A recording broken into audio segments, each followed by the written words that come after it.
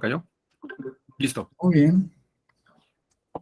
Antes de seguir, les doy la bienvenida a su salón virtual de la de la escuela judicial del Tribunal Electoral del Poder Judicial de la Federación.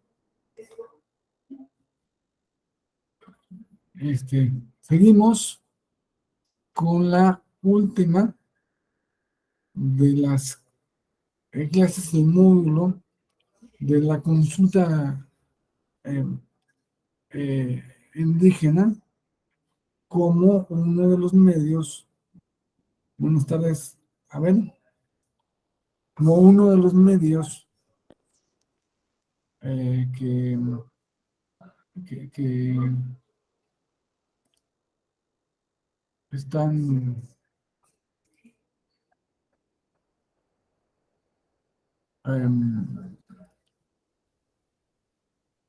insertos en nuestra Constitución como mecanismos de participación ciudadana.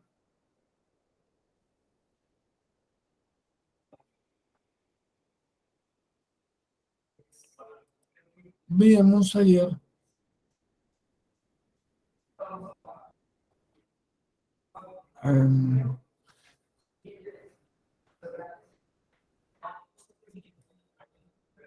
la naturaleza del derecho indígena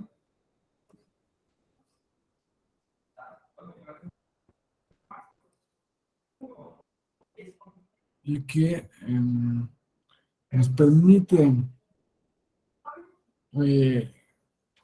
comprobar que el derecho indígena no es un derecho de preferencia, como si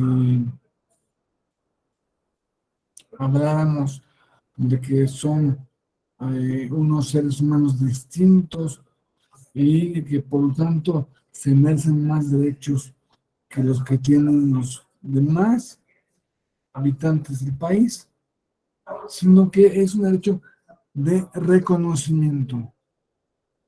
En esa medida aspiran a que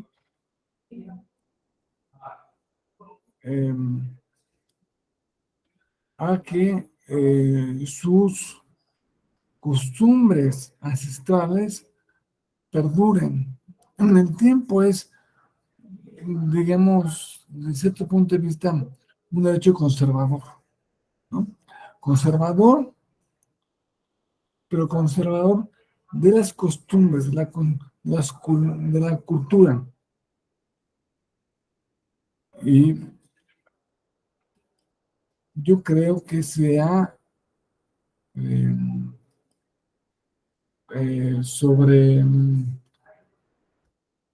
redimensionado la palabra, el significado de la palabra conservador, ¿no? Como si ser conservador es lo malo. Ser conservador es más bien detectar que hay ciertos asuntos, ciertas cualidades que son valiosas y en ese sentido vale la pena conservarlas. Vemos que lo más importante del derecho indígena es el reconocimiento de los derechos colectivos. Derechos colectivos, el territorio, el idioma, las costumbres, etcétera. Y pues eso forma parte del núcleo de las reivindicaciones históricas de las colectividades. No olvidemos que eh, siguen, eh, perduran en nuestras épocas, en nuestras fechas, muchos elementos coloniales que no han dejado de existir. Por ejemplo,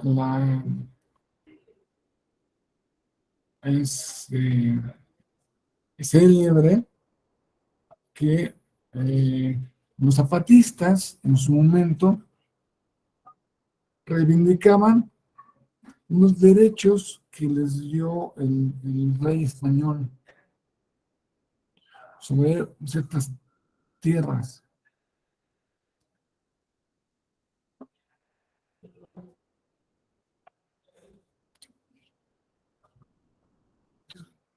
No podemos olvidar que venimos de una historia muy larga, que traemos internamente la historia, esa historia tan larga, que no ha desaparecido. O sea, la evolución siempre es en un plano, como dice un autor español, retroprogresivo. Retroprogresivo significa que se progresa siempre desde un punto de vista anterior y se progresa no olvidando el momento anterior, sino incorporando el momento anterior al momento nuevo, haciendo una mezcla. En México somos especialistas en mezclar el pasado con el presente, con el futuro. Eso es en lo que llaman, en lo que llamamos comida campechana, es que una mezcla de todo. Eso es mexicano.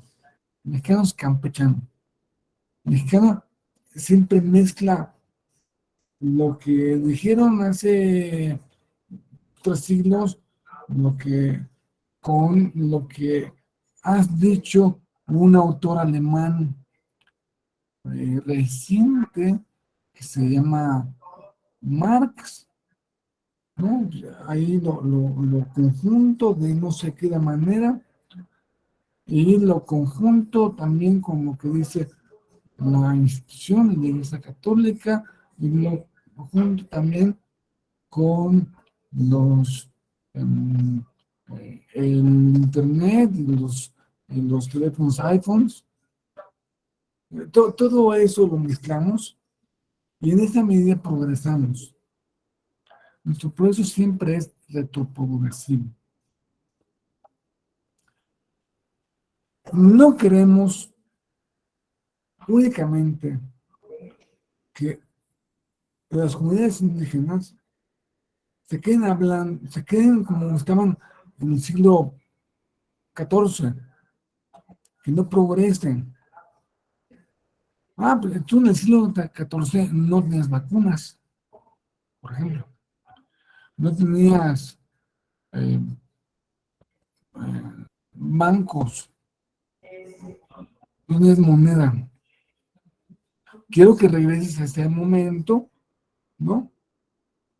A ese momento en que tú estabas así eh, en ese estado eh, primitivo y que ahí te quedes. Y no, creo que esa no es la intención. La intención es justamente retroprogresiva, o sea, que conserven sus valores, pero aportarles los beneficios de la modernidad para que alcancen un mejor presente y desde luego un mejor futuro a mediano plazo.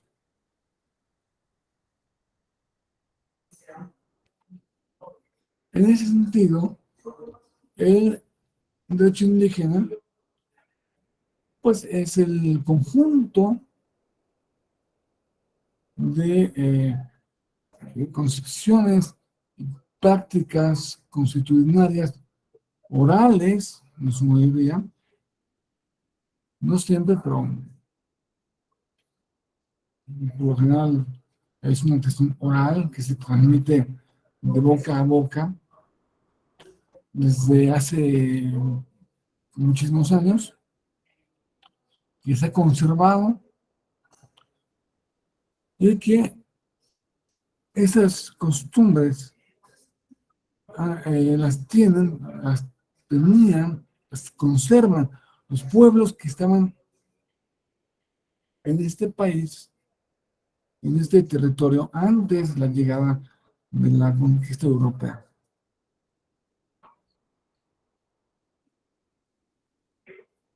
Es decir, em,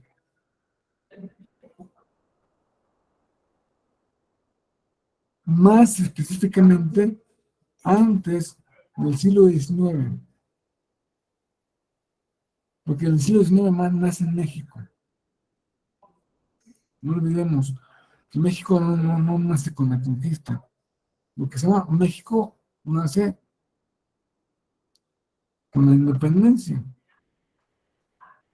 Así que cualquiera de ustedes puede decir, por ejemplo, que es más mexicano que Juárez,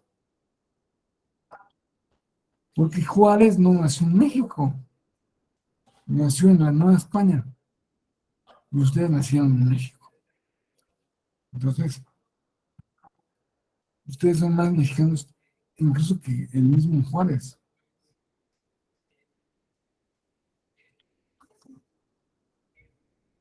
Estos derechos, derechos indígenas, parten del, de la premisa de los derechos humanos. Esos derechos humanos se trasladan a una, cuando se trasladan a la parte colectiva, se transforman en derechos de autogobierno, de autonomía.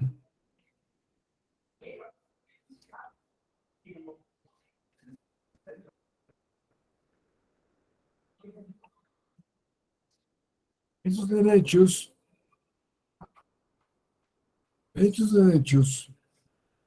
que son entendidos, como les decía ayer, originalmente como usos y costumbres, que la Constitución todavía le llama usos y costumbres.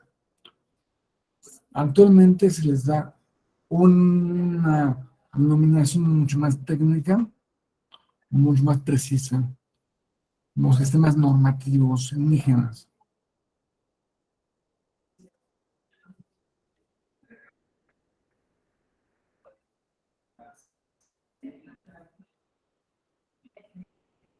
Este, mm, tenemos autogobierno y autonomía. Los alcances del reconocimiento del autogobierno y la autonomía pueden variar mucho, pero se trasladan, se manifiestan principalmente en el ámbito electoral y en el ámbito de justicia y en otros ámbitos más locales,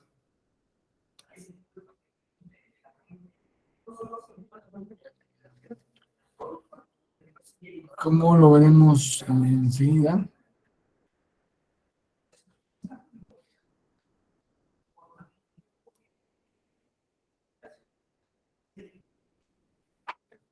El derecho internacional ha sido fundamental para la configuración de esta nueva realidad de reconocimiento indígena.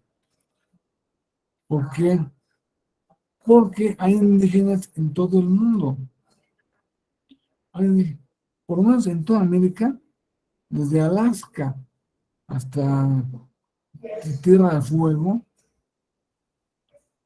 la Patagonia, hay comunidades indígenas.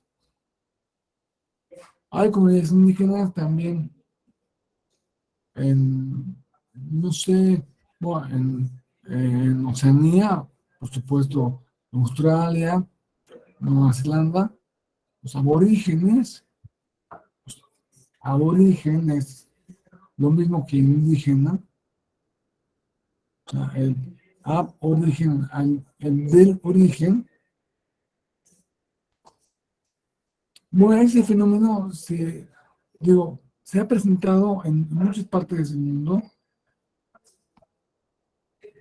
quizá no tanto en Europa, podemos hablar de indígenas,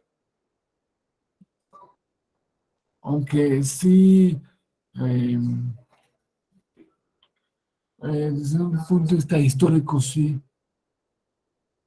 por ejemplo, eh, cuando se habla de que los romanos llegaron a conquistar a las poblaciones indígenas de Hispania, pues sí, o sea, los que estaban ahí,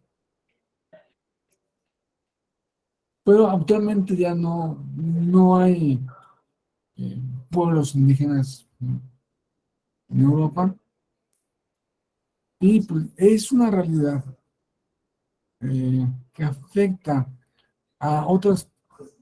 En Asia, por ejemplo, por supuesto que se presenta este fenómeno en muchos países de Asia.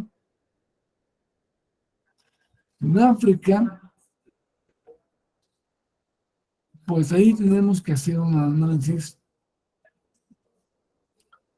de el significado de la palabra, el contenido jurídico que se ha dado internacionalmente y cómo se ha aplicado a diferentes pueblos africanos. El hecho es que, siendo una cosa que está en todo el mundo, se ha reconocido primero en el derecho internacional universal, la ONU.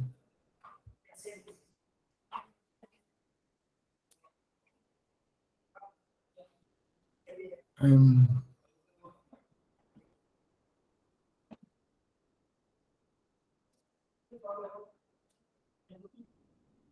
y luego eso se aprovechó en México. No, fue primero el reconocimiento internacional y luego el reconocimiento en nuestro país. Y gran parte de lo que sea de la doctrina que se ha manejado en ese país, es doctrina que nació en Canadá o que nació en Estados Unidos, o que nació en Brasil,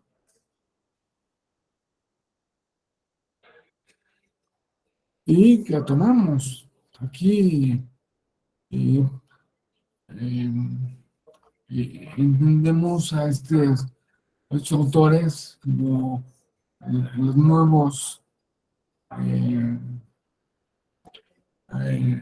no quisiera decirlo en un término peyorativo, pero como los nuevos profetas, las nuevas autoridades en esta materia. Las autoridades en materia indígena, por lo general, no son mexicanos,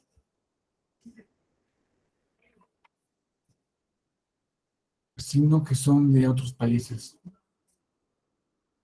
Bueno, en cuestión, en nuestro país se reconoce, como les decía, su territorio, y este reconocimiento del territorio ha sido muy importante, lo ha expresado la Corte Interamericana de Derechos Humanos como parte del apego que tienen esos pueblos a la tierra, a la madre tierra, a la Pachamama, o como se diga en Bolivia, en Perú, tienen diferentes maneras de unirse con su territorio. Su territorio que, que lo entienden no solamente como un lugar en el que viven, sino como un lugar nutricio del que se nutren. Se han nutrido desde mucho antes de la conquista. Ya hablamos de cuándo llegó el ser humano a América. No llegó hace millones de años, llegó hace unos miles de años suficientes como para forjar un apego a la tierra, a las costumbres, al idioma, etcétera. Por eso, los derechos de autogobierno este, varían según cada comunidad. No podemos decir que sea lo mismo en los derechos de autogobierno y cómo se enfoca el derecho indígena, cómo se respeta el derecho indígena. Los tarahumaras, que a los eh, zapotecos de Oaxaca, o a los otomís de Querétaro, y cada comunidad, justo, no se maneja al nivel, los nahuas. Los nahuas, el pueblo nahua está extendido por muchos estados de la República. Está en Hidalgo, en San México, en Puebla, en los... Pero los derechos son no de no son los derechos de la cultura indígena, sino que de cada comunidad, y por eso se identifica eh, básicamente con los derechos municipales.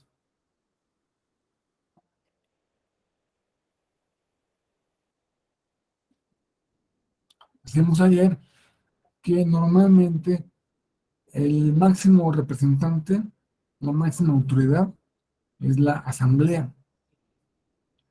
La asamblea, este, pero pues, también existen consejos, autoridades tradicionales, em, consejos de personas mayores, de ancianos, juntas de buen gobierno, caracoles, etcétera. O sea, hay infinidad no infinidad, hay varias formas de organizarse al interior de su comunidad para tomar decisiones al interior de su comunidad.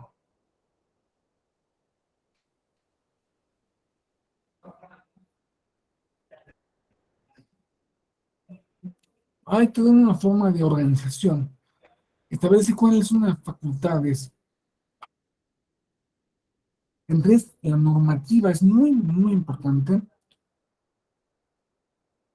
Ya vimos ayer que era importante el derecho propio a la justicia, mm, lo que sería el poder judicial. Pero todo lo que se refiere a la normatividad interna,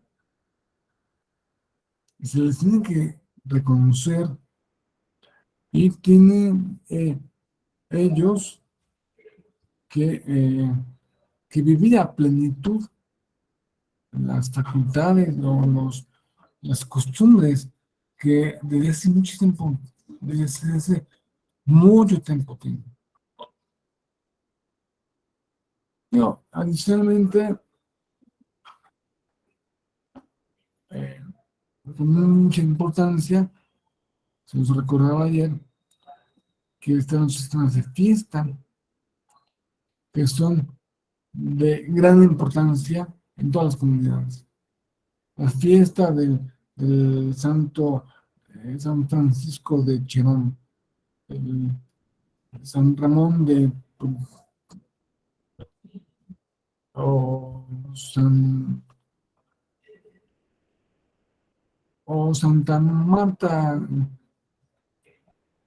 es una fiesta que une mucho a la comunidad, en la que se toman decisiones, en la que viven eh, su, su cultura al máximo, ¿no? Y aparte de esas fiestas cívico-religiosas, obviamente pues, se manejan por determinados ciclos festivos. También muy importante es, ya vimos, el Poder Judicial, el Legislativo. ¿Y qué pasó con el Ejecutivo?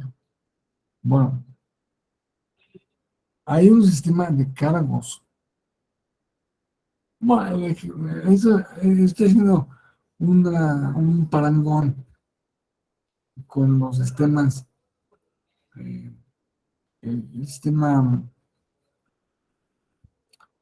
jurídico que tenemos nosotros ahora, para que, para mayor comprensión, entendimiento. Las personas de las comunidades, eh, desde muy pequeños, se incorporan a esta vida social indígena, comunitaria, a través de unos pequeños cargos que les dan derecho a integrar y participar en la comunidad, luego suben.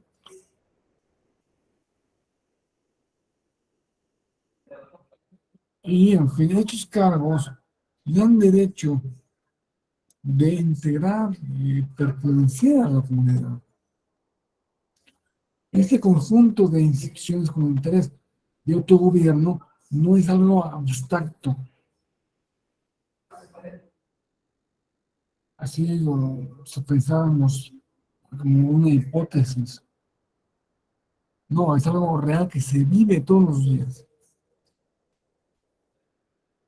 Y no quiere decir esto tampoco que seguir este sistema de usos y costumbres es algo sencillo, es eh,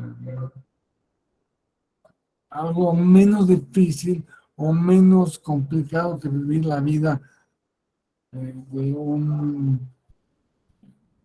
que, que se vive afuera de una comunidad. Es, puede ser una vida muy compleja,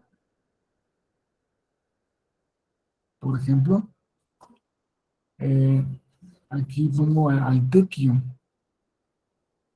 El tequio es una forma de como servicio social que tienen que pasar para acceder a ciertos,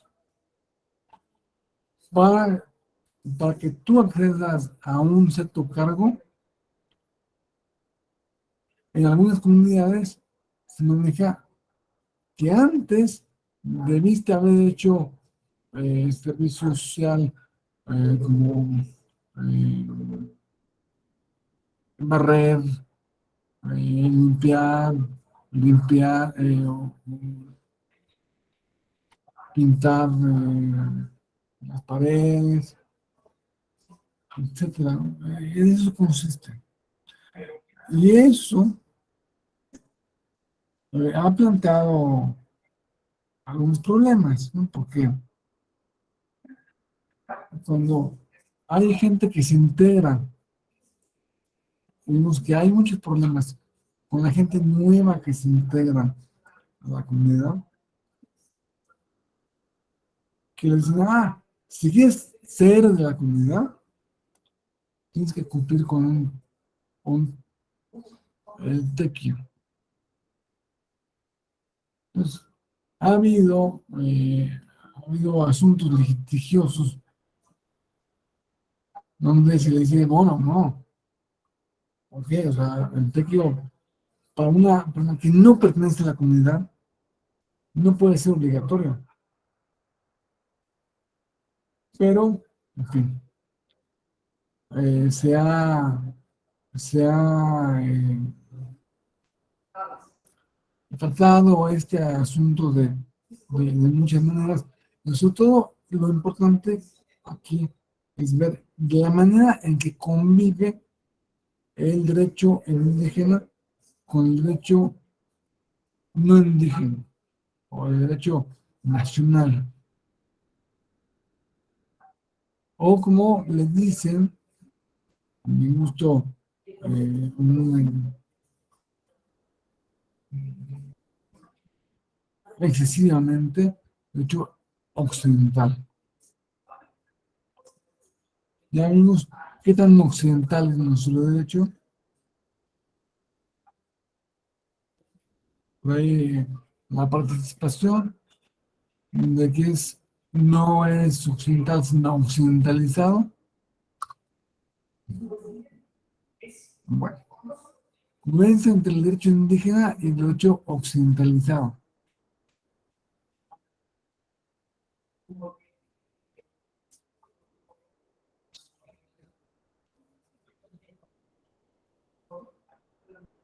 Esto, este, este, siempre hubo un, siempre desde la colonia hubo un respeto a las tradiciones propias de las comunidades.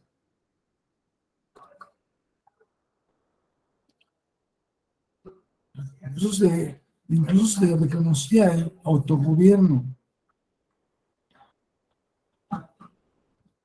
Y,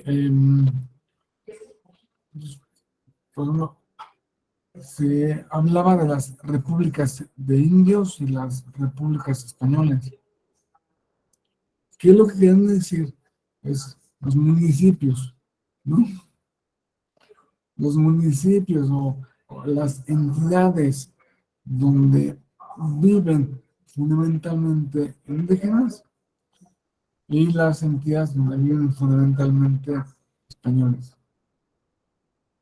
Se reconoce, tú tienes tu derecho, se permite tu autonomía, se permite tu autogobierno, a veces sí, a veces no.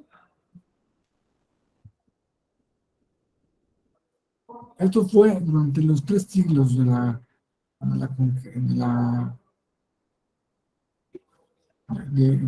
colonia. Pero luego viene con la independencia, el siglo XIX, el liberalismo intenta homogeneizar. A ver, me valen, me vale si tú tienes unos usos y costumbres particulares, no, no. Aquí todo el mundo es igual. Y la igualdad comienza porque tus derechos eh, ancestrales no son reconocidos. Tú tienes los mismos derechos que cualquiera de nosotros y las mismas obligaciones. Vamos a intentar homogeneizar todo igual, todo homogéneo.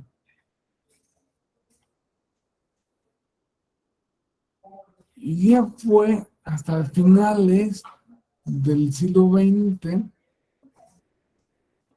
cuando se reconocen los derechos de los indígenas, se habla un Estado pluricultural de derecho. Hablamos de que esto empezó antes del plano internacional, sí. Em, eh, los reconocimientos de los derechos indígenas no es que hasta los años, hasta finales del siglo XX, se haya empezado a pensar en que los indígenas tenían algún... No, o sea, siempre se ha reconocido, siempre ha habido algún instituto indigenista. Nunca hubo un instituto españolista, por más que haya españoles aquí, ni haya, ni nunca ha habido un instituto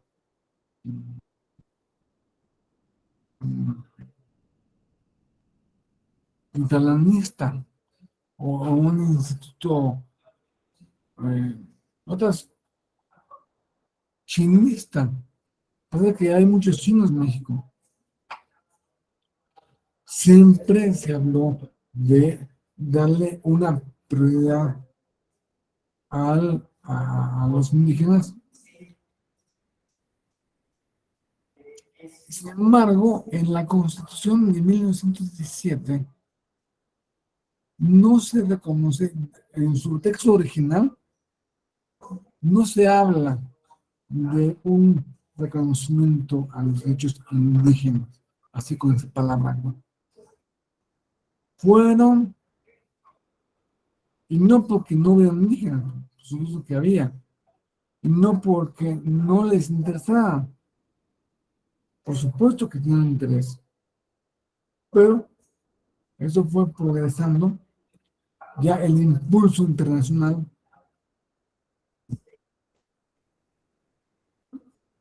se unió al impulso derecho humanista que vino en los sexenios eh, de Mila Madrid, de Carlos Salinas de Gortari, y fueron los primeros que empezaron a pensar en la figura internacional de derechos humanos, incorporarla a México.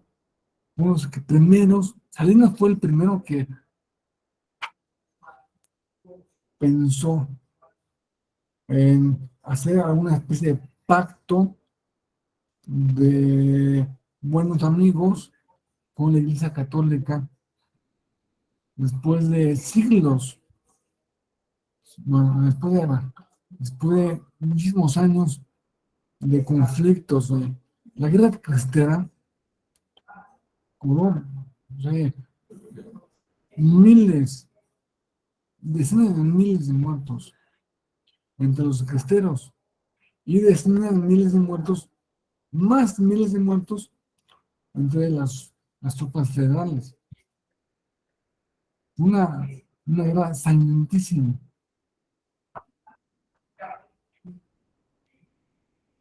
Que, que el reconocimiento a la iglesia unido al reconocimiento a la propiedad privada de los de los territorios donde sembraban los ejidos, fueron los dos primeras y grandes eh, modificaciones que hizo Salinas de Gortari, luego el TLC, pero estamos hablando de esos años. 1980 llega la reivindicación, que coincide en 1992 con los 500 años de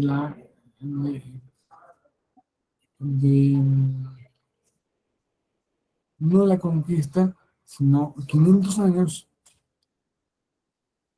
eh, del descubrimiento por parte de los europeos, porque por supuesto que ya estaba más descubierta que nada, o sea, América ya estaba súper descubierta. ¿A qué llaman descubrimiento? Los europeos descubrieron, los europeos. Bueno, aquí no complejizamos porque si los vikingos llegaron a Canadá, porque los vikingos que llegaron a Canadá no sabían que estaban en Canadá, no sabían que estaban en América. Para ellos era igual,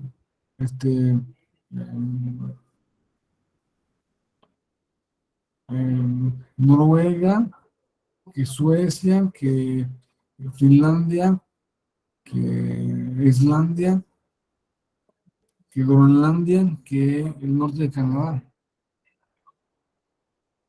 O sea, fue Cristóbal Colón quien descubrió para los europeos la existencia de un mundo impresionantemente más grande que Europa.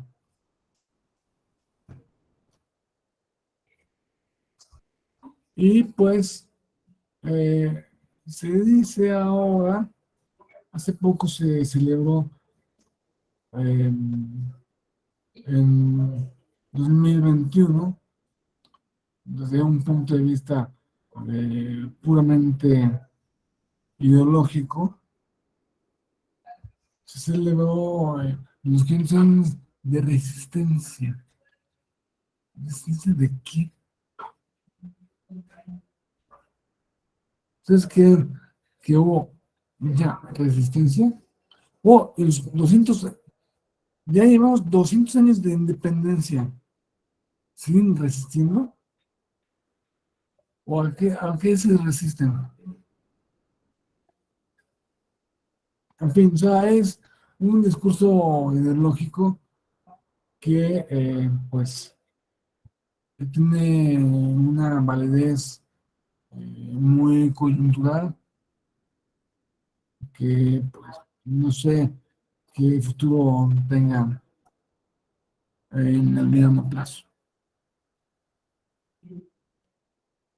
Decíamos que siempre ha habido tensión,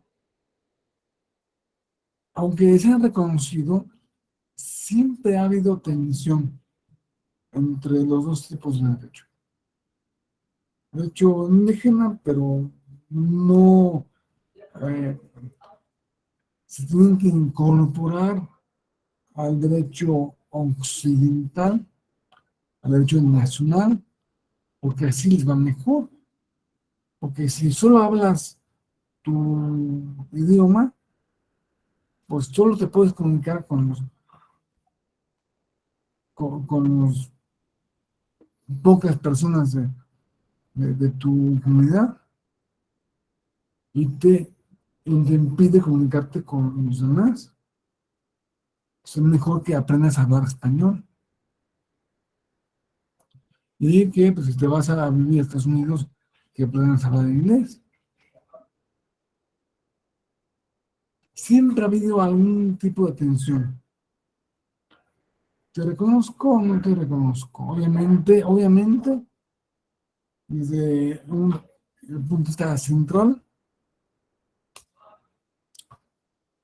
la dominación central, no ha habido ninguna duda. La duda es, yo impongo el derecho mexicano y se imponen porque se imponen. Y tú lo tienes que obedecer porque lo tienes que obedecer. Ah, que tienes unas costumbres que, pues, está muy, hasta hace muy, relativamente muy poco tiempo, se reconoce esa realidad jurídica. Todos los derechos están limitados.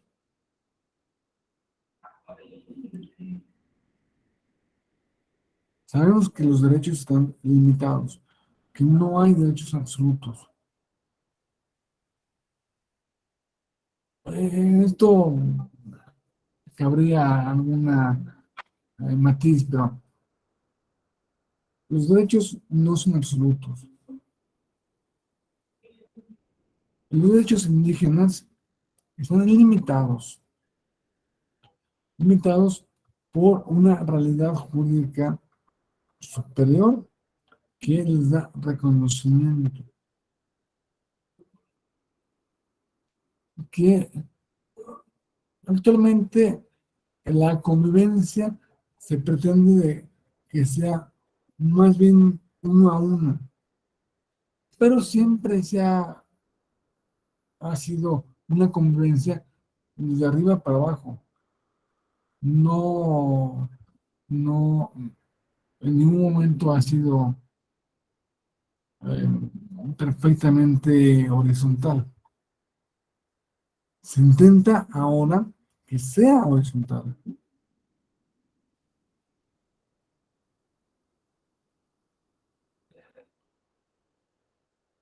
El núcleo, el núcleo de los derechos indígenas es la raíz del pensamiento y cultura indígena, es la convivencia cultural.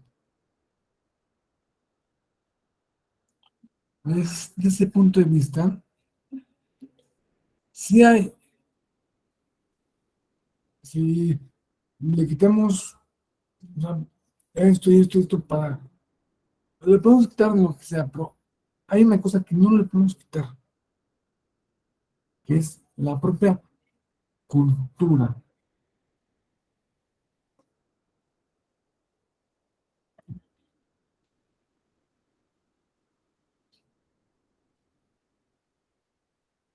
La cultura que se manifiesta de muchas formas y ayer veníamos esto, mm, creo que ya lo vamos a ver, en, en las postrimerías del siglo XX, al final de los años 80, se celebró un, un convenio. Se firmó el convenio número 169 de la Organización Internacional del Trabajo, OIT, sobre pueblos indígenas y tribales. En el mismo año, si recordamos, tuvo un lugar los acuerdos de San Andrés Larraín.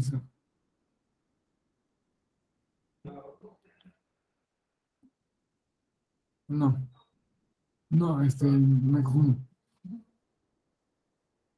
A ver,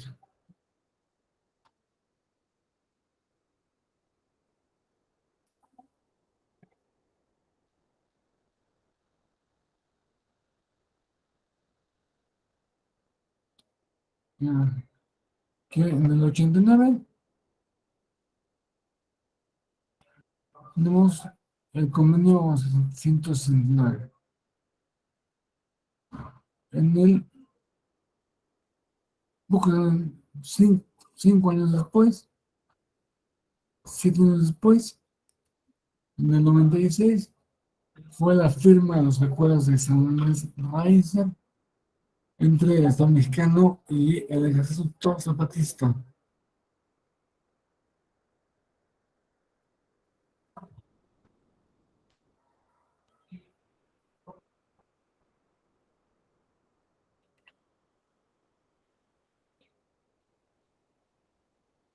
Ha habido mucha discusión sobre cuál es el alcance de estos acuerdos. Ha habido mucha crítica de que no han sido correctamente llevados a su plenitud. Pocos años después, tanto la realidad internacional como la nacional que nos dio el ejército zapatista se convirtieron en una reforma constitucional de indígena, que es el artículo segundo,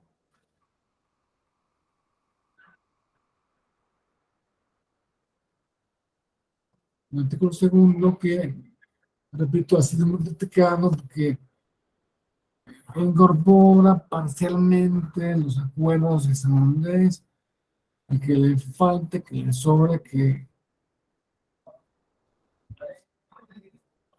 en ese sentido yo no me voy a pronunciar, yo no puedo pronunciar porque simplemente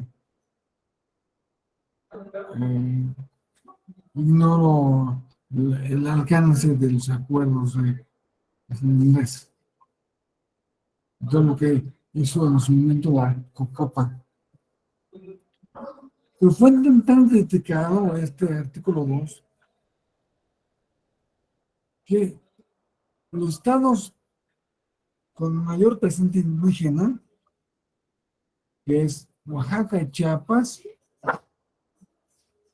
en su momento votaron en contra de esta reforma. Oaxaca y Chiapas dijeron no, no nos gusta el artículo 2.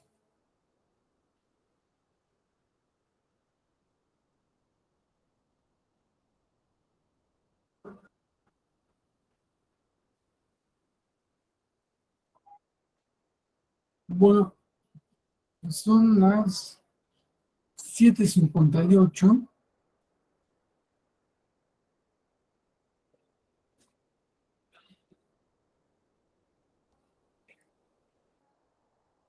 Son las 7:58.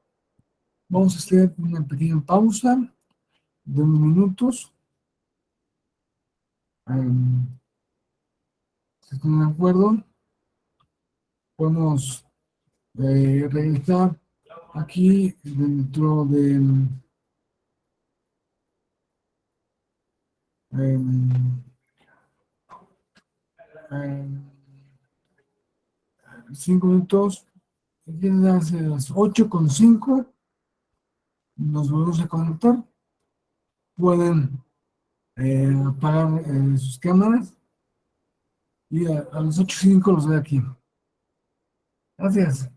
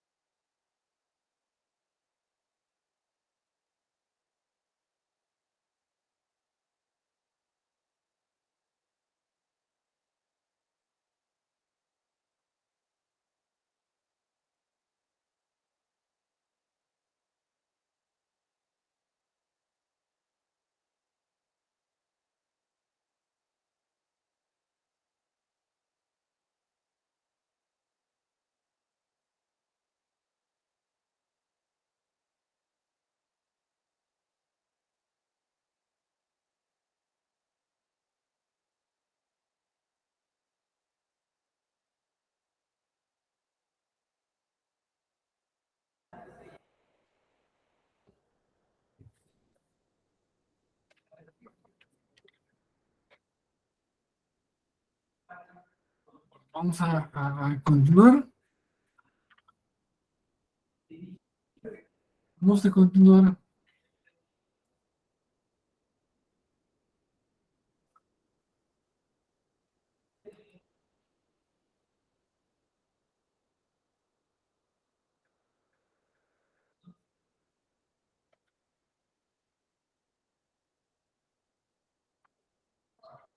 Estableciendo hay un poco menos ruido.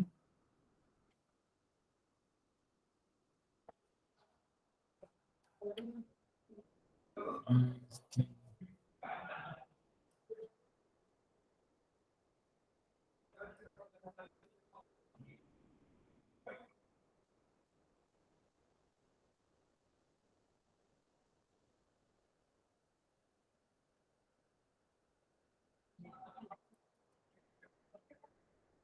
a fijar en unos pocos párrafos del artículo segundo.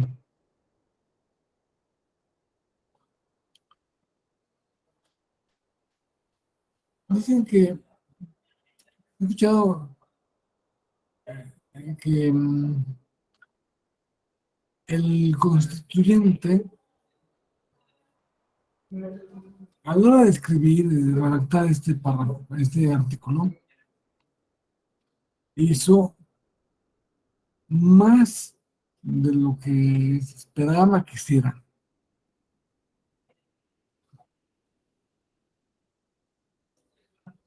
Y, bueno, y también eh, hizo algunas cosas que pueden ser que sean problemáticas en una interpretación sistemática con otros artículos de la Constitución. Pero comienza a decir, no, así que para que no nos vaya a pasar lo que nos pasó en el siglo XIX, que Yucatán se independizó, vamos a hacer esto. La nación mexicana es única e indivisible.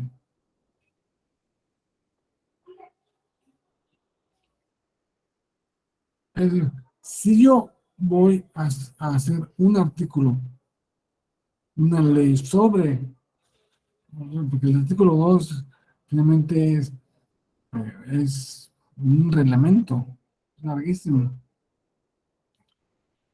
Si yo voy a hacer un, entre comillas, reglamento, el máximo reglamento sobre el derecho indígena, pues se me pareció buena idea decir, bueno, sí, somos muchos, variados, pero hay una unidad nacional. El hecho de que en el estado, el estado de Colima haya más indígenas de un tipo, no significa que ese estado no sea parte del conjunto de México. Sí es parte.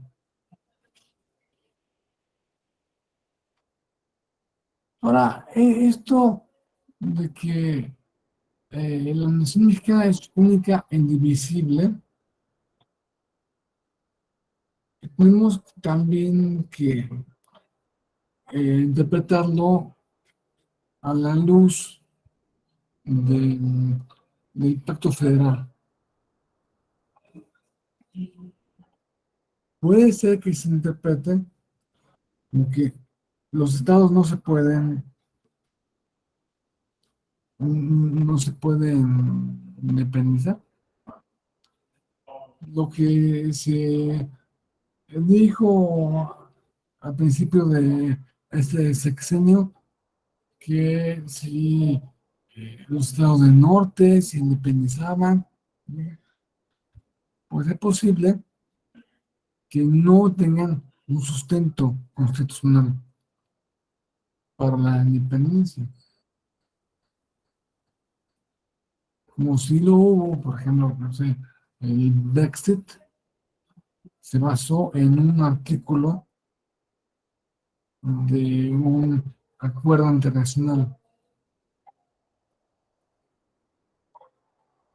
Aquí no hay no sé, difícilmente podremos pensar en que ese país se pueda desmembrar, al menos por las buenas. Por las malas, o sea, las situaciones de hecho, pues, bueno, son infinitamente múltiples.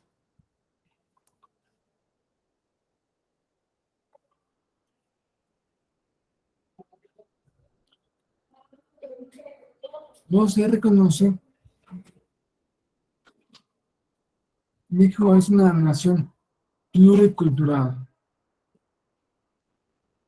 Pluricultural,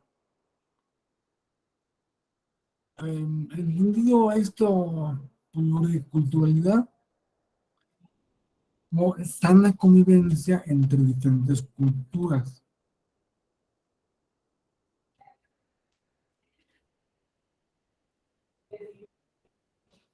Eh, Esto de país pluricultural, si se fijan, también es eh, una definición de un país como Bolivia. Bolivia es el país pluricultural de Bolivia. Creo que su nombre, de hecho, es el nombre oficial, ¿no?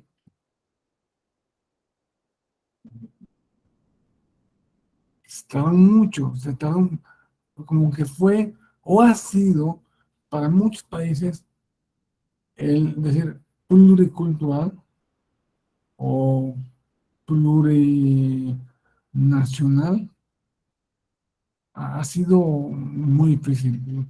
España no ha, a pesar de que de hecho reconoce que es un país pluricultural, no lo reconoce en su constitución.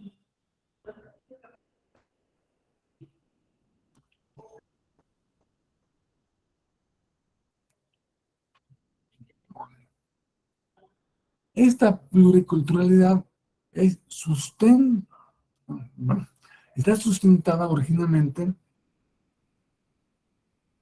en los pueblos indígenas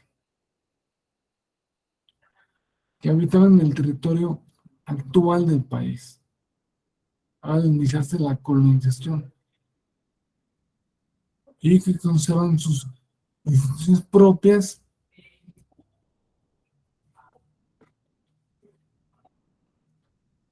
económicas, culturales, políticas, o al menos parte de ellas.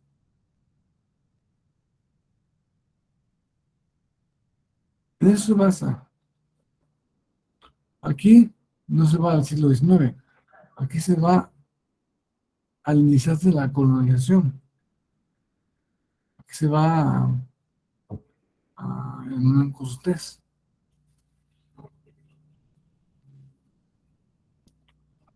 Pero les decía yo que en Perú difícilmente no encontraban ninguna persona de un pueblo supuestamente indígena, ninguna persona que fuera absolutamente indígena, que tuviera genes 100% indígenas. Y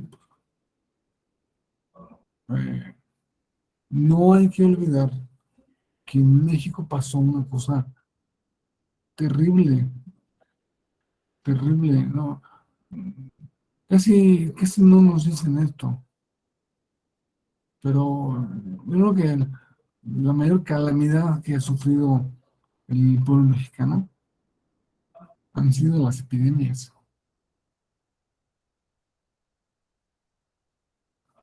¿De acuerdo? Cuando llegaron los españoles, trajeron el sarampión y la viruela, y que eso mató a muchísimos indígenas. Ok. Pero 30 años después, 30 años después de la conquista, hubo una epidemia eh, que, a ver si recuerdo el nombre. Bueno, eh, todo parece indicar, según las narraciones de los síntomas de aquella época, que era una especie de tifoidea, una, una tifoidea muy fuerte, una tifoidea que mató al 80% de la población. Repito, 80% de la población. Y le dio a todos, ¿eh? A españoles, a, a, a mestizos, a indígenas. Pero le dio más, sufrió más al pueblo que las personas que tenían menos posibilidad de aseo, de un doctor, de medicinas, medicinas así muy primarias o muy primitivas, si quieren, en aquel momento, pero finalmente eh, que ayudaban. Lo que lo que quiero decir es que afectó mucho más a la población que estaba descubierta de todo esto. ¿Y cuál era esa población? La población indígena.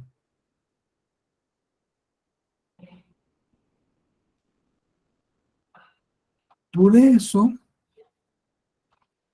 ¿quién sabe cómo sería este país si no hubiera habido esas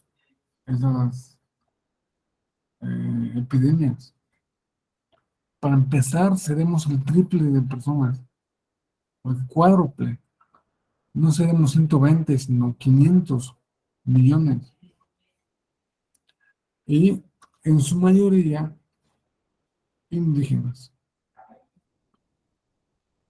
Al, eh, al- en un país que se compone por gentes de un tipo de otro, y que se muere el 80% de un tipo, pues se queda que la mayoría del país quedó siendo mestizo, la mayoría. No sería así, no sería, o sea, la mayoría del país, México, sería como Bolivia, es un país 100% indígena, pero eh, los indígenas que sobrevivieron, ya son muchos, y conservan muchos de sus eh, instituciones económicas, culturales, o políticas o religiosas, o menos parte de ellas, ¿no? Como le dicen. Y en esa medida pueden pedir el reconocimiento.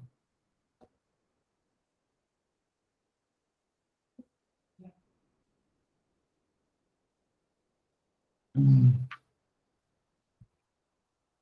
Otro párrafo,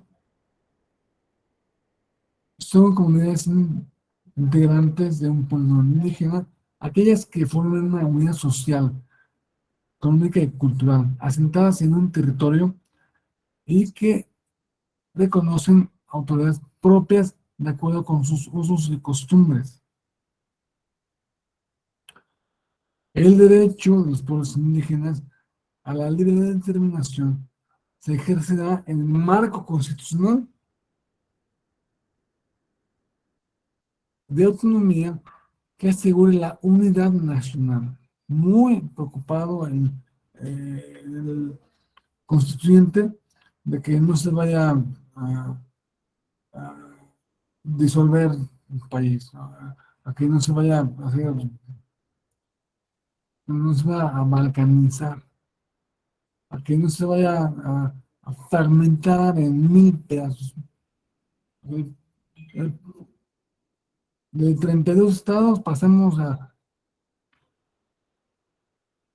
no sé, 500 países. Entonces, el reconocimiento de los pueblos y comunidades indígenas se da en las constituciones y leyes de las entidades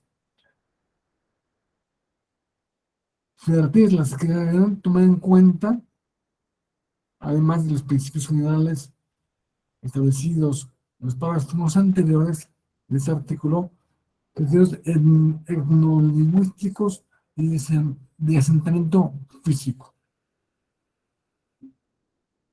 O sea, deben ir, el tratamiento que se les va a dar es específico. Debe ser un traje a la medida, un traje a la medida de cada comunidad.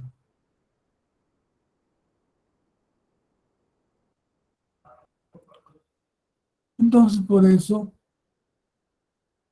el derecho de la justicia, por ejemplo,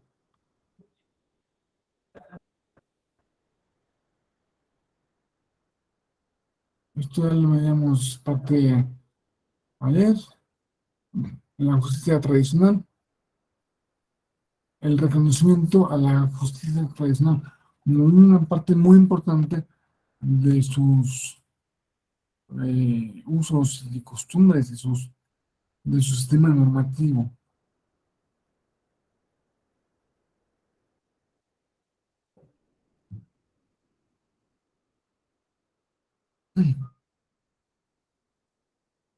Mi justicia, o sea, es mi justicia de cada comunidad. Y por otra parte, hay un reconocimiento de la parte occidental, occidentalizada, como se dijo ayer, de esa justicia como se expresa en un catálogo de derechos como el derecho a la traducción, la no discriminación, a la aceptación de las propias normas internas. Una parte fundamental del derecho indígena es el reconocimiento a la consulta. Veíamos que no se trata de que se queden en el siglo XIV. Se trata de que convivan del mejor modo con con la modernidad, con la actualidad. Eso les trae muchas acciones, eso implica muchas acciones de autoridades del Estado, autoridades federales, que implican una afectación a su comunidad. De alguna manera, pues, este derecho a la consulta es una manera de asegurar la convivencia entre lo antiguo y lo moderno, entre lo retro y lo progresivo.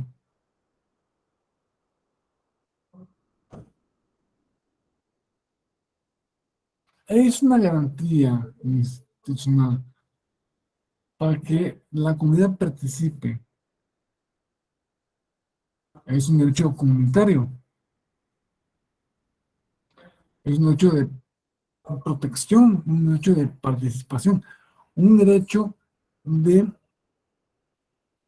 em,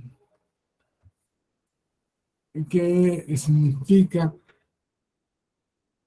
un perfeccionamiento de una extensión de la democracia en este país. Este es un derecho colectivo que supone la consulta a las autoridades de la comunidad. No se hace consulta a todas y cada una, a todos y cada uno de los miembros, personas que componen la comunidad. Digo, al menos hay veces que sí que se exige una consulta universal, pero la mayor parte de las veces es consulta a las autoridades.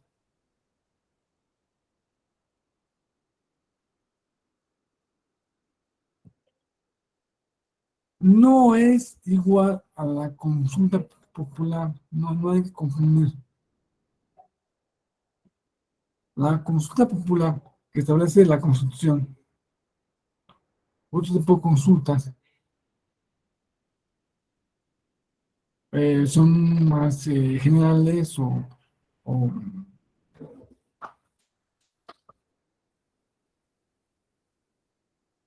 abarcan unos términos más, más marcantes en la sociedad mexicana, íntegra. No, esto es algo especializado para algo que te va a afectar de alguna manera a ti como comunidad. Le pregunto a tus representantes si están de acuerdo o no están de acuerdo con eso. Ahora, que habría que hacer, preguntarnos si las comunidades indígenas que se ven afectadas por la construcción del Tren Maya fueron consultadas o no, si se vivió, si se ejerció su derecho o no se ejerció su derecho. Es una cosa que vale la pena tomar en un futuro. La consulta también es una modalidad, en primer lugar, reconocida por el derecho internacional, reconocida por el convenio 169, la OIT, reconocida por la Corte Interamericana de Derechos Humanos, reconocida en todos los ámbitos del derecho internacional.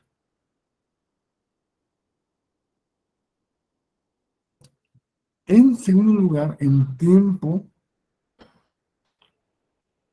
no una importancia, pero en tiempo, reconocida por criterios judiciales, especialmente por los criterios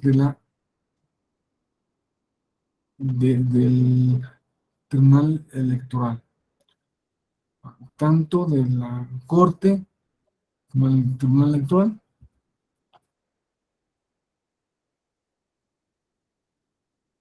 y lo han reconocido para eh, favorecer o evitar que haya peleas al interior de la propia comunidad. No, no, la pelea que siempre siempre un conflicto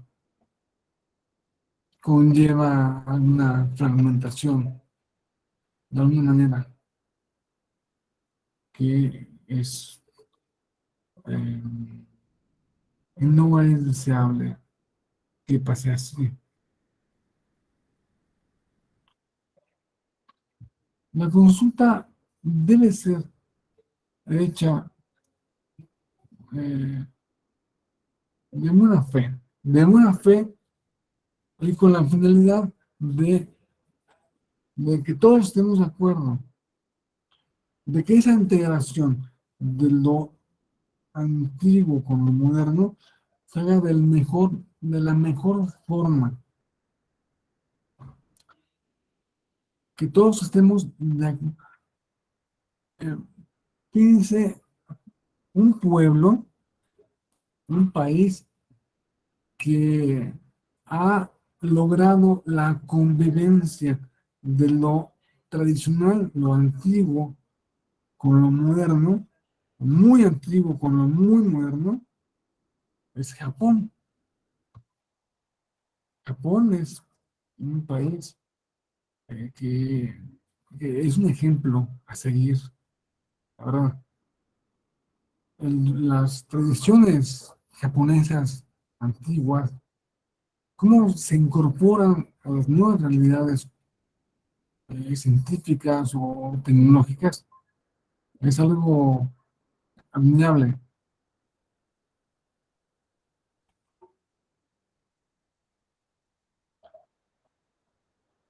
Tendemos hacia eso, hacia, hacia eh, una convivencia del nuevo con lo antiguo. Pero me falta decir que esa comunidad debe ser libre en su decisión. Para ser libre, hace falta que haya sido consciente de qué es lo que va a votar, de qué es lo que va a elegir, de qué es lo que se le consulta.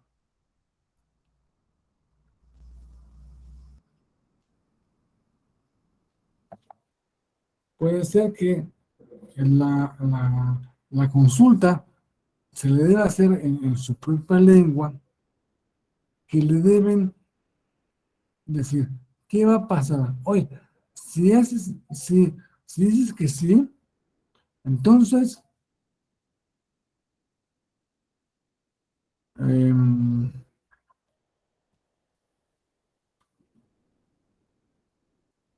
implica que vas a tener menos agua en el río, o vas a tener más agua en el río, mm, va a poder haber inundaciones. O si es que sí, va a pasar una carretera aquí que te va a comunicar con la capital del estado. Y si dices que no, entonces la carretera va a pasar 50 kilómetros más para allá. Te va a costar a ti mucho más ir a hacer esta carretera.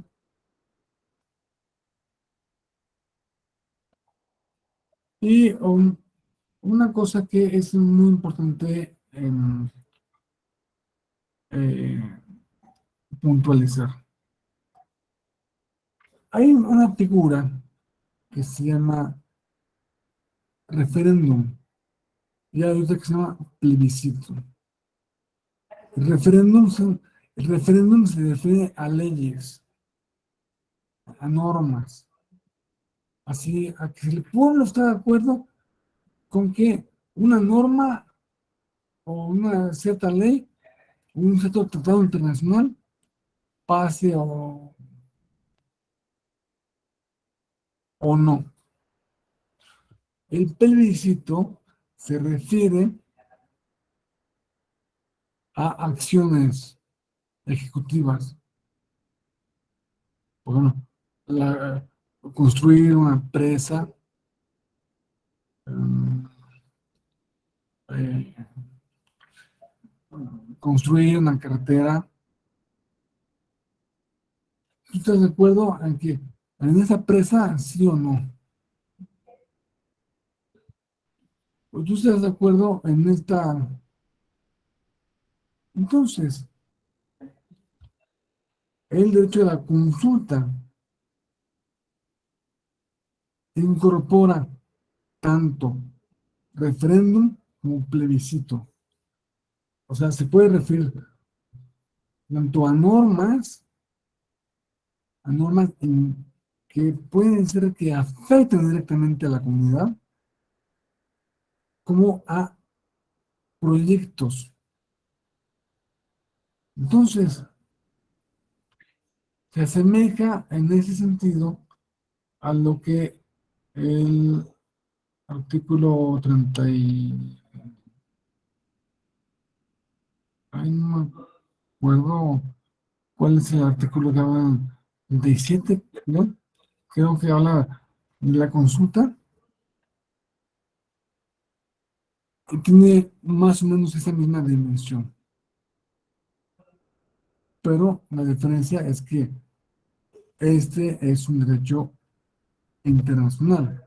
La consulta del artículo 37 no es un derecho protegido por el derecho internacional.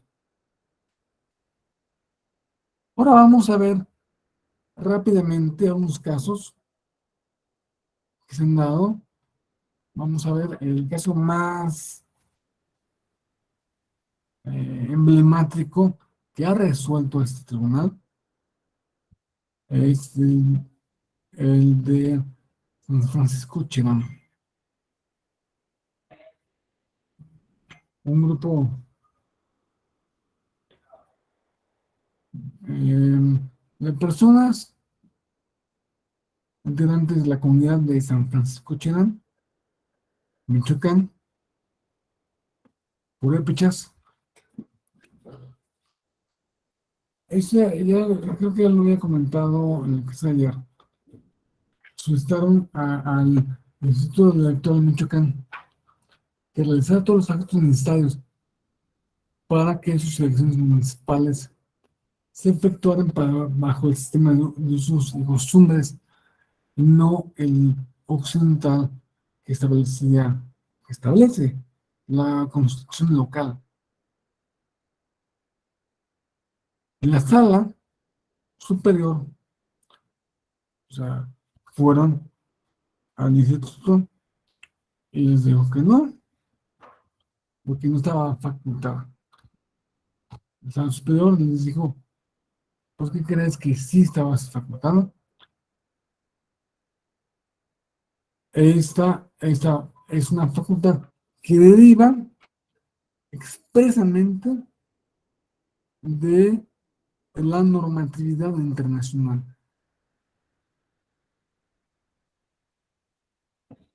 Entonces, para garantizar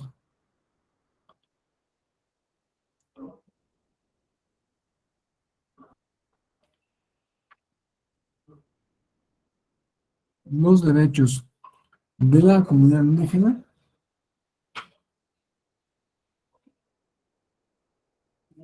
en específico lo que se refiere a el libre determinación, aquí donde se resalta la libre determinación. ¿Qué significa? Pues, el sistema occidental o sistema interno, o sea, ancestral. Y pues hay otros casos en otros países del mundo. Tenemos que la Corte Interamericana de Derechos Humanos resolvió el caso de pueblo indígena Quichua de Sarayac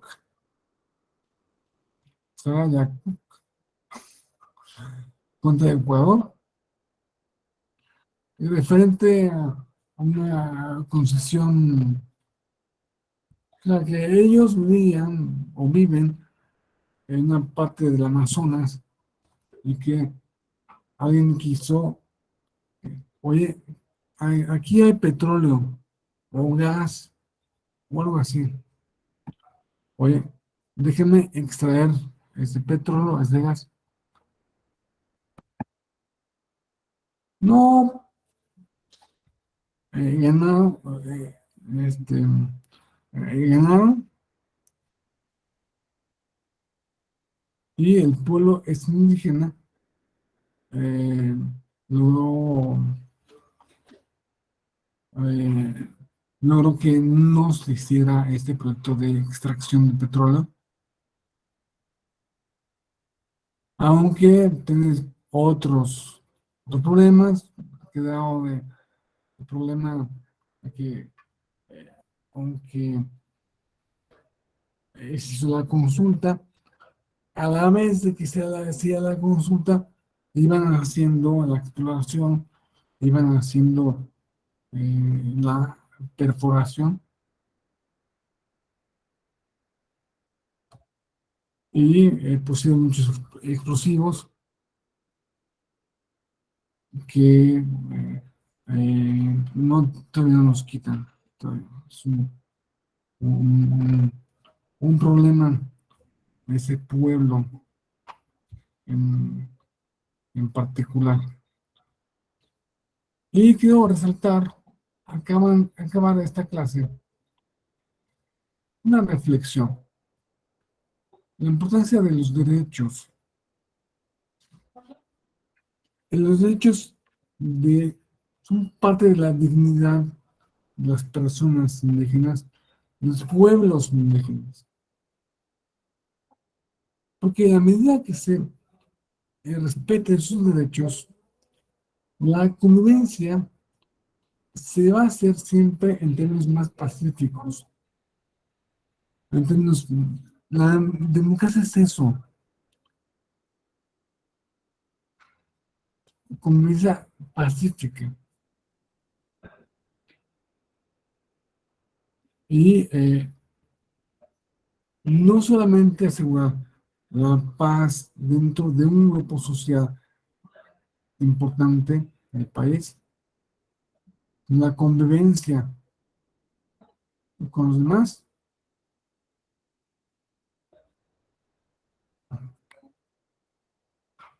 y aprovechamiento, aprovechamiento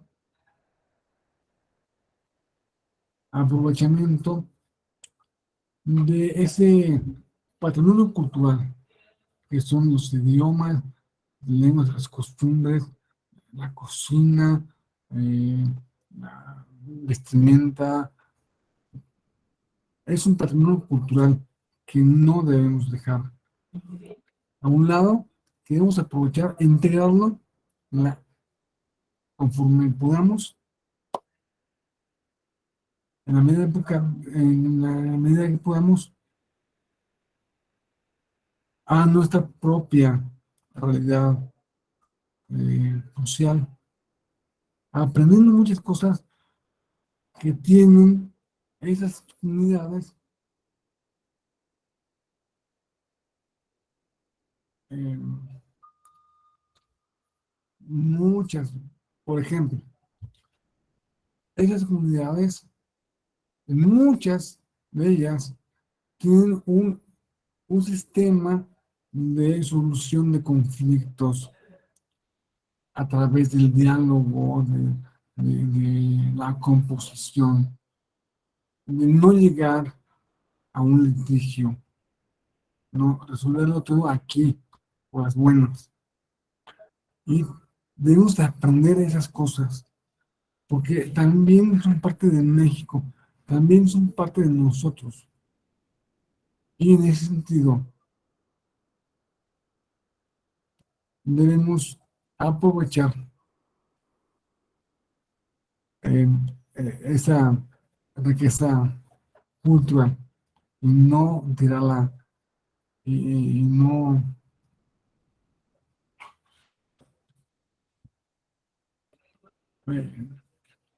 pensar que la podemos hacer a un lado por ningún motivo.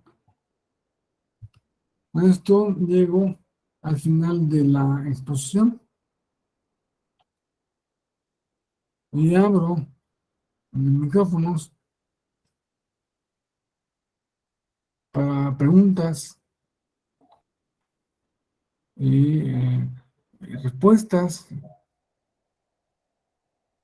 comentarios.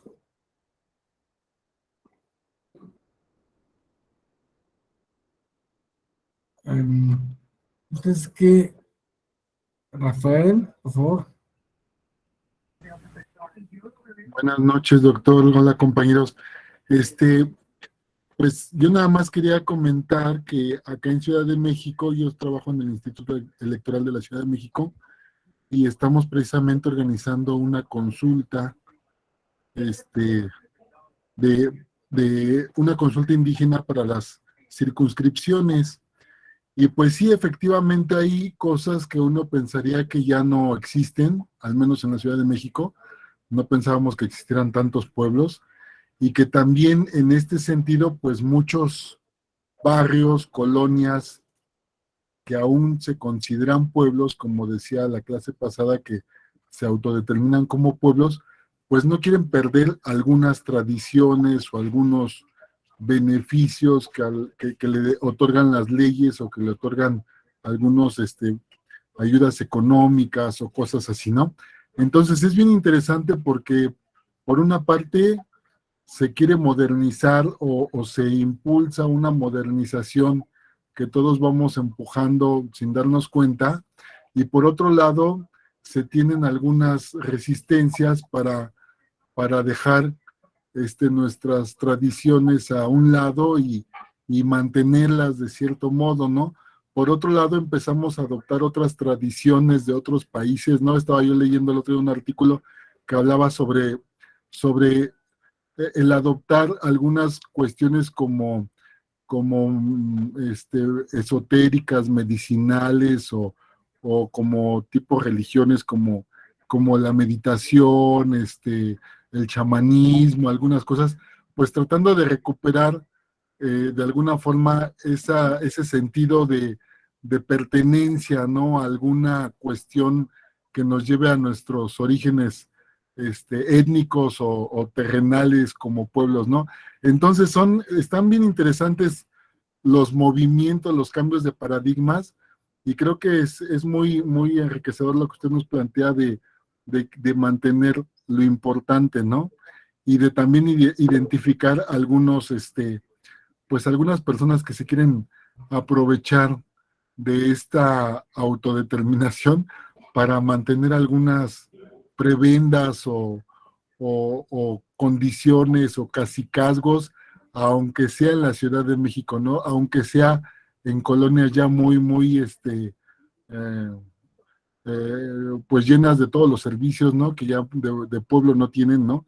Pero que se consideran pueblo, ¿no? Y como lo dijo en la primera, pues ellos así se autodeterminan, pues se les tiene que tomar en cuenta para hacer modificaciones a las leyes, ¿no? Entonces ahí les puse la liga de la página del instituto para que le echen un ojo, para que vean ahí en qué estamos trabajando, y pues esa era mi intención de participar, doctor. Muchísimas gracias. Muy, muy, muy gracias, muy enriquecedor. Y todo la dificultad que conlleva eh, la- este tipo de cosas. Siempre pensamos que es en Oaxaca o en Chiapas o en la punta del cerro. No, pues pueden ser aquí, o sea, pueden ser en la Ciudad de México, que pues, a mí me gustaría mucho conocer. Eh, Supongo que se refieren a las alcaldías de Milpalta, ¿no? ¿No? En Talpan, Talpan. Es en toda la ciudad. Por ejemplo, en Gustavo Madero está el pueblo de San Juan de Aragón. En Venustiano Carranza está el pueblo de la Magdalena Mixhuca. En Cuauhtémoc, en el centro de la ciudad, tenemos muchos asentamientos, tan solo ahí en el, ¿cómo se llama? En el mercado de artesanías que está ahí enfrente de la biblioteca, ¿cómo se llama? Ahí ay, se me fue el nombre, pero en el mercado de artesanías, ahí en Valderas, hay un mercado de artesanías muy, muy importante. Ahí tenemos un fuerte asentamiento de artesanos y de personas de diferentes Mercado San Juan, etnias. ¿Eh? mercado, mercado de San Juan, No es el que está, ay, se me fue ahorita el nombre, que está enfrente, ¿no? del de la Ciudadela, el mercado de artesanías de la Ciudadela. Ujú. En Benito Juárez también tienen ahí algunos pueblos, me estaba comentando la titular de Benito Juárez, dice, yo no sabía que tenía 13 pueblos en Benito Juárez, ¿no? Entonces es cosa de echarle un ojo a la página del instituto, ver ahí la sentencia del tribunal, porque estamos acatando una sentencia, bueno, que se organizó esto antes de la pandemia y lo quisieron hacer por Zoom y por Meet y todo eso, y pues obviamente dijeron, no, las personas de los pueblos y barrios originarios, pues no tenemos acceso a esa tecnología, la desconocemos, no nos pueden convocar a reuniones a través de eso, entonces nos impugnaron al instituto y lo tenemos que volver a hacer y tenemos que hacer una base de datos amplia de cuántos pueblos, cuántas personas, para ver las circunscripciones con las alcaldías, ¿no? Y bueno, y échenle un ojo ahí a la página porque es un poco extenso de platicarlo y ya estamos sobre el tiempo, pero ahí les dejo la liga y pues estamos aquí al pendiente. Muchas gracias, Revísenlo. Rafael, muchísimas gracias. Y vamos a dar un análisis a lo que nos mandas. David, ¿quieres compartir algún comentario? Gracias, profesor. Sí, en relación a lo que estamos comentando y que comenta incluso el compañero Rafael, y centrándome en un cuestionamiento que hacía usted hace un rato en su presentación de los 500 años de conquista o de resistencia. Resistencia, lo que estamos platicando aquí es un ejemplo, considero, de que ha existido y existen y persisten todavía estas comunidades originarias, incluso, ¿no? Como lo manifiesta el compañero, en la Ciudad de México. Entonces, yo tengo la idea de que son 500 años de resistencia, porque si no fuese así, ya no existirían las comunidades originarias. Pues por consiguiente, como bien atinadamente lo menciona usted al final, son comunidades que conforman a México pluricultural y tenemos que vivir en armonía. Y qué bueno que se dan este tipo de actividades y que incluso el Tribunal Electoral del Poder Judicial de la Federación en muchas sentencias ha reconocido y defendido los derechos de las comunidades. Entonces, sería en cuanto a mi participación. Muchas gracias. Bueno, les voy a decir que el Tribunal Electoral, por un lado, si ustedes revisan el número de sentencias, por un lado parece como que es un tribunal feminista. Hay muchísimas sentencias en pro de los derechos de las mujeres. Pero en el segundo lugar, está en un mismo nivel, parece como un tribunal indigenista. Hay un grandísimo número de asuntos que ha resuelto este tribunal que se relacionan con los derechos de los pueblos, de las comunidades y las personas indígenas. Y no solo eso, sino que en 2016 instauró una defensoría de oficio. La defensoría de oficio a las personas a los pueblos y las comunidades y personas indígenas,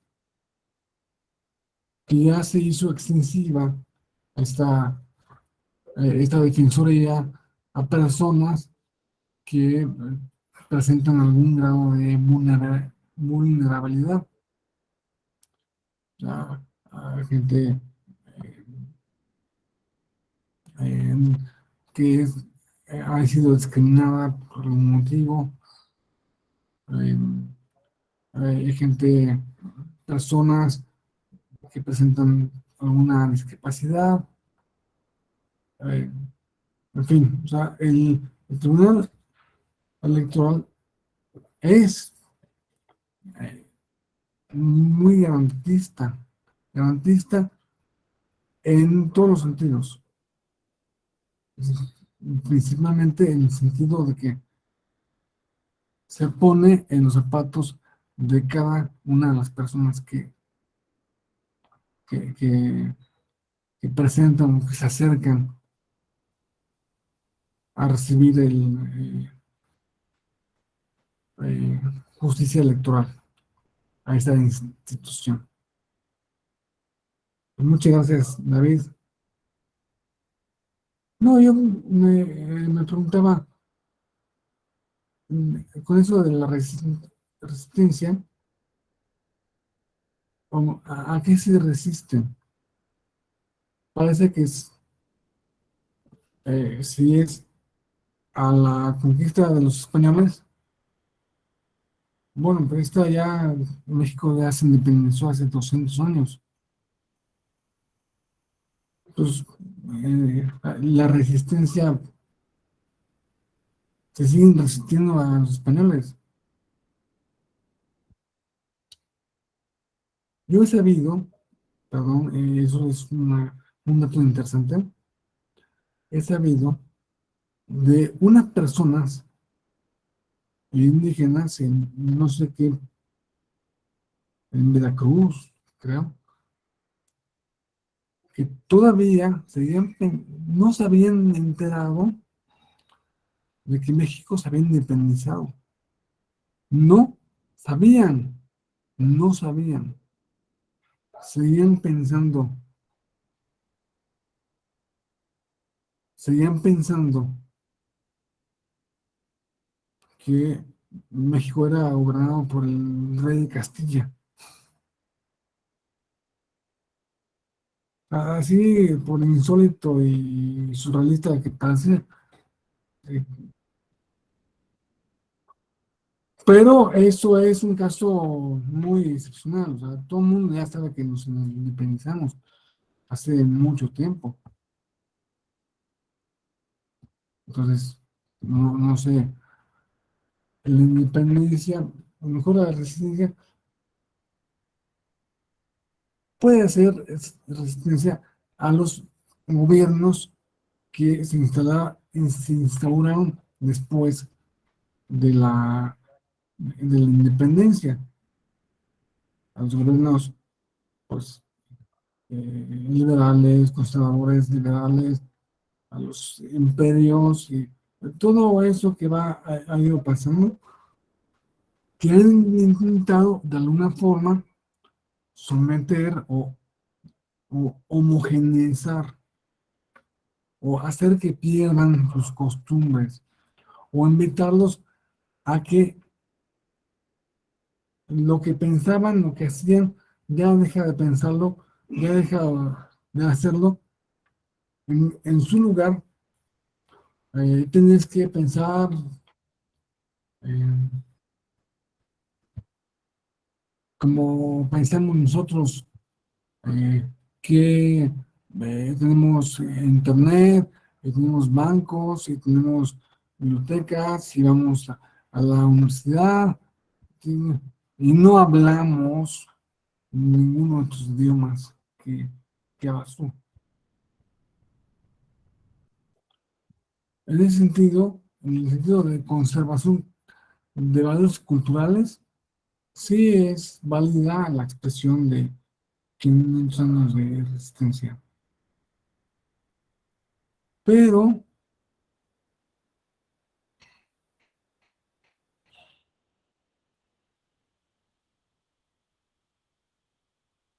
En fin, habrá que verlo con más calma. Como dijo Rafael, estamos sobre tiempo. No sé si haya alguna otra participación. En caso contrario, pues me despido. Se termina este módulo. Me encantaría poder estar con ustedes en este mismo diplomado o en cualquier otro que organice el Tribunal Electoral. Y pues deseo, sí, una excelente noche y pues me despido. Hasta luego. Hasta luego, profesor. Muchas gracias. Saludos. Doctor, Gracias, doctor Alejandro. Gracias.